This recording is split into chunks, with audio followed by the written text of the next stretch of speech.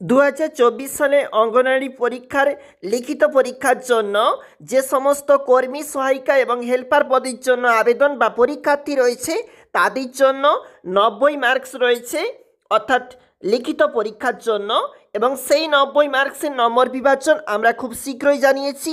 এরপর দেখে নেব লিখিত পরীক্ষায় কত নাম্বার পেলে একজন পরীক্ষার্থী ইন্টারভিউর জন্য কল পাবেন বা ডাকা হবে।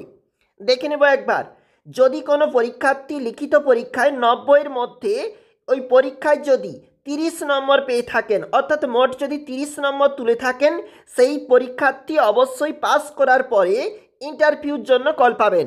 জানিয়ে রাখবো 2024 সালে বিভিন্ন ডিস্ট্রিক্টে আইসিডিএস বা অঙ্গনওয়াড়ি নিয়োগ বিজ্ঞপ্তি খুব শীঘ্রই বেরোচ্ছে এবং একাধিক পরীক্ষা রয়েছে। তাদের জন্য অবশ্যই গুরুত্বপূর্ণ, 30 মার্ক পেয়ে থাকলে অবশ্যই ইন্টারভিউর জন্য কল পাবেন।